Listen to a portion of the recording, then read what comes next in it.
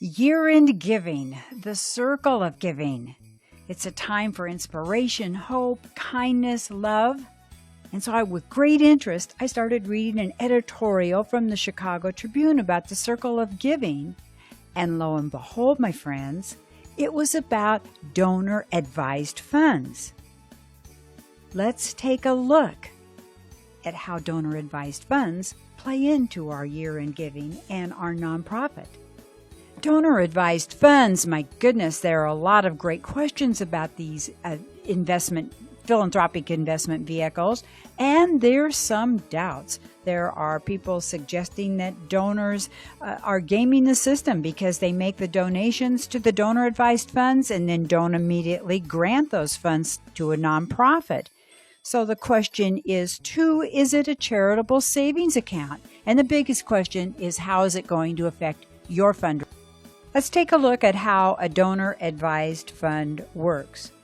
Once your donors decide to use a donor-advised fund, those assets can now only be used for philanthropic purposes.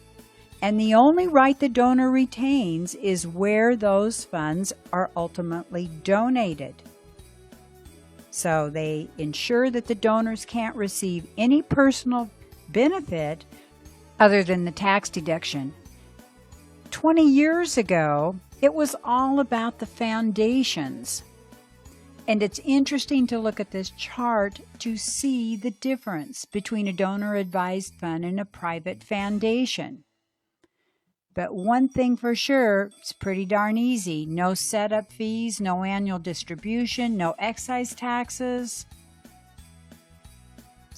It's an interesting vehicle. The number of donor-advised funds certainly has seen a steady increase. The number of donor-advised funds increased by over 11% in 2015 to 269,180. That sustains the annual growth rate of 5% since 2012. And what about the contributions? Contributions are at an all-time high. Contributions to DAFs in 2015 totaled $22.26 billion, which is, as I said, an all-time high. And this year, as the editorial I read this morning pointed out, financial advisors are suggesting them with a greater sense of urgency because of possible federal tax changes next year. So right now, you're probably thinking, so what does this mean?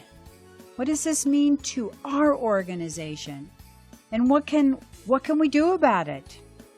Well, I've got some solutions, some ideas, some tactics. Let's take a look. Let's talk about strategies for nonprofits to strengthen relations with donor-advised funds. How might you cultivate the donor and the donor-advised fund relationships to secure a larger share of this massive DAF pie? We got some answers. I love this quote from Arthur Ashe. We're going to start where we are, we're going to use what we have, and we're going to do what we can. Executive directors and directors of development should flag donation checks from donor-advised funds and cultivate those donors more aggressively. Clearly, supporters with your donor-advised funds have a greater capacity to give. So you need to ask for increased support above a donor's most recent level of giving.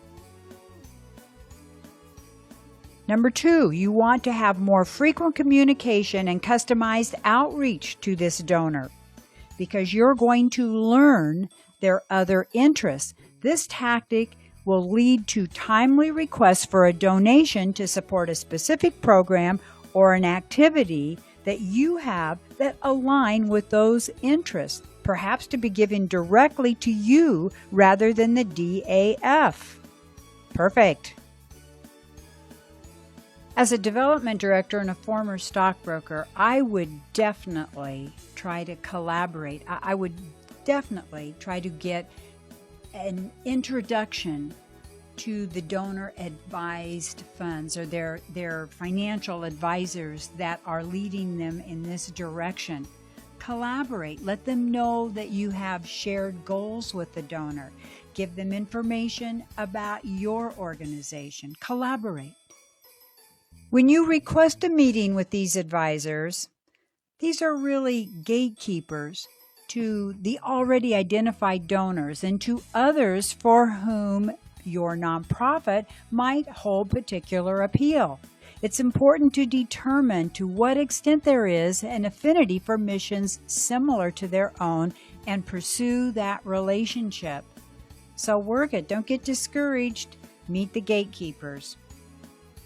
Most importantly, what you can do as a nonprofit professional is act now. We're measuring our outcomes in order to emphasize the impact of our donor dollars. And in order to capture donations today, we need to create a sense of urgency. Because without a sense of urgency, desire loses its value. Some experts say that statistics and testimonials and case studies will help you right now, but I think really the power of now with your wonderful stories that let your donors, you can make a difference, you will make a difference, do it now, is exactly what you should strive for. Go for it. That's success. In closing, we must actively engage our individual donors and respective contacts at the donor advised funds and the favored recipients of donor advised fund monies. We've got to be proactive and get our message and our story out there. That's year-end fundraising success. Thank you. Thank you for having been here today. See you tomorrow. Bye-bye.